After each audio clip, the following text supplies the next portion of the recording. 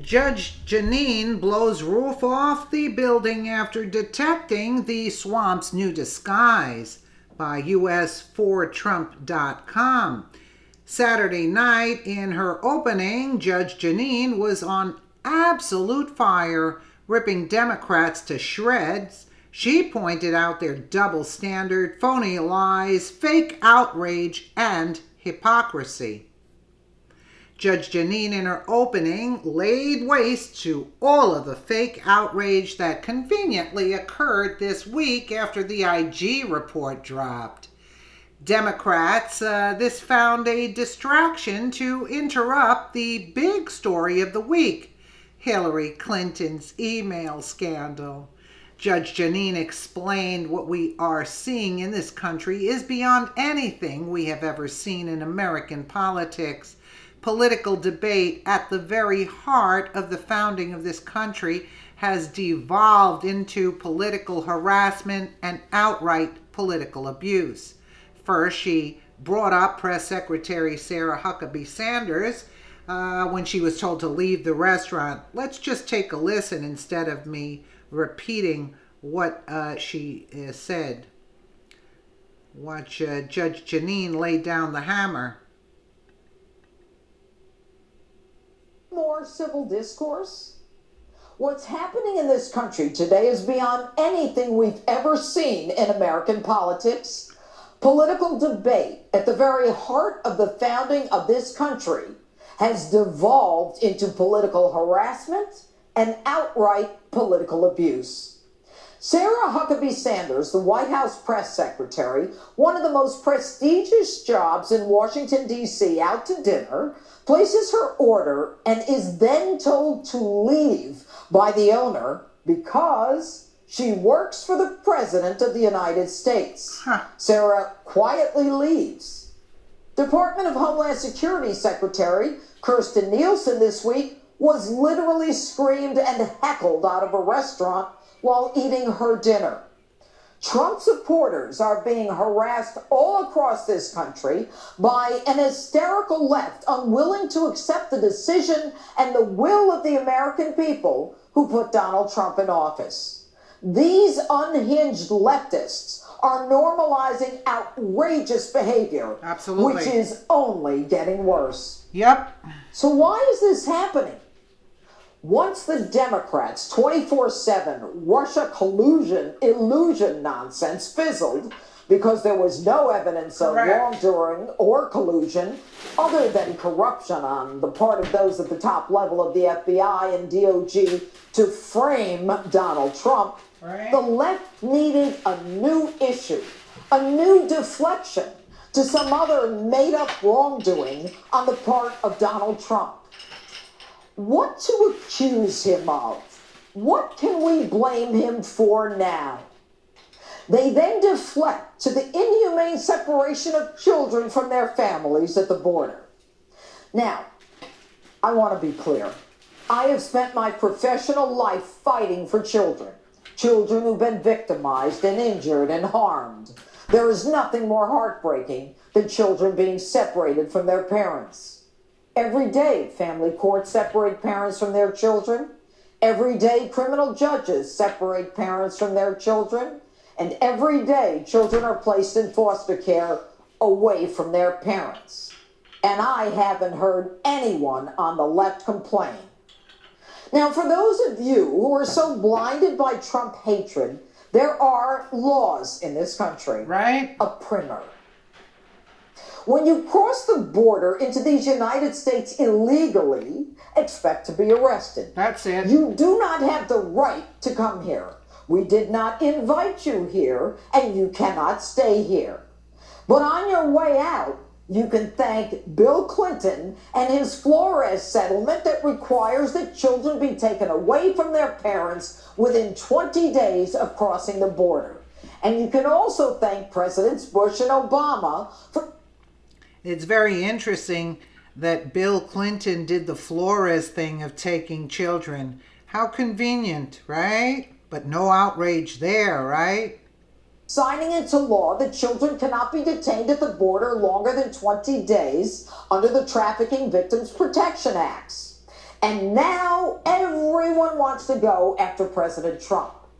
This is not something that President Trump created. George Bush did nothing about it. Barack Obama did nothing about it. And by the way, Laura Bush, we haven't seen you for a while. Thanks for entering the fray and calling the removal of children cruel and inhumane. Why didn't you just roll over one night and tell your husband, the president, that his zero-tolerance policy was cruel and inhumane? The left just doesn't care what the facts are. Politicians are willing to stand up and totally contradict themselves in their effort to create political chaos, hatred, and abuse. And Steny Hoyer, the most senior-ranking Democrat in Congress, says this. He is taking infant children hostage, wrenching them from the arms of their parents, traumatizing them perhaps for life. Hey, Steny, you've been in Congress for 37 years. You said nothing during the Clinton, Bush, or Obama administration, and now you're worried? And Senator Kamala Harris says this. We imprison them. We imprison them. We put them behind barbed wires. Kamala, when you were Attorney General in California, over 1 million people were separated from their children. Does separating of children from families only hurt if Donald Trump is president? And Peter Fonda, he says we should rip the president's son from his mother's arm and put him in a cage with pedophiles. Hey, Peter, how about you get on your motorcycle and take an easy ride off the planet? J-Lo bemoans and trashes the president for this separation of children from parents. Except this child is separated from her parents in Mosul by ISIS. Even Time magazine is so blinded that they ignore all journalistic standards to trash Donald Trump. The child depicted here on the cover was not separated from her mother. In fact, the child here was taken by the mother without the father's permission or knowledge or consent from her home country. And this mother, by the way, had previously been deported. We cannot allow our country to be overrun by illegal immigrants. The only resolution to this problem is to build a wall. Amnesty does nothing but create an incentive for additional crossings by illegals. Make no mistake, the Democrats are simply looking for an issue for the 2018 midterms. And even if they have to lie, create false images, and a movement to intimidate Trump supporters, they will stop at nothing. Folks, we're in a very dangerous place right now. Hate is hate. Hate leads to harassment and abuse.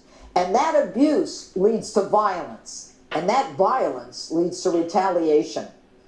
Any threat of violence that conjures up a visual of violence is more dangerous than just having different political views. We are a very short distance from those who are willing to cross the line of political debate to those willing to cross the line into political abuse.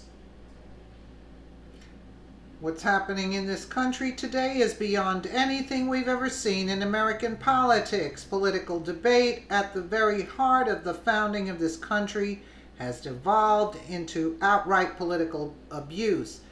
What I am saying now is that they haven't, the conservatives, they follow the rules, and they're not in the streets and doing things that the liberal nut jobs do. But lo and behold, there's going to be a time where some wackadoo is going to come up to a conservative and they're going to get smacked upside the head that they were not expecting. That's what's going to happen. So they want to continue in this fashion.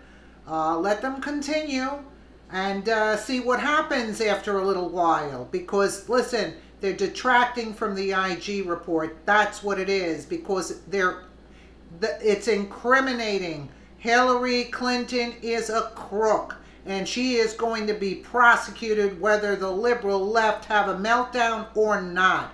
Get it through their thick heads. They better get it through their thick heads. Their high priestess is going down. Let me know what you guys think in the comments below. And again, thank you so much for watching.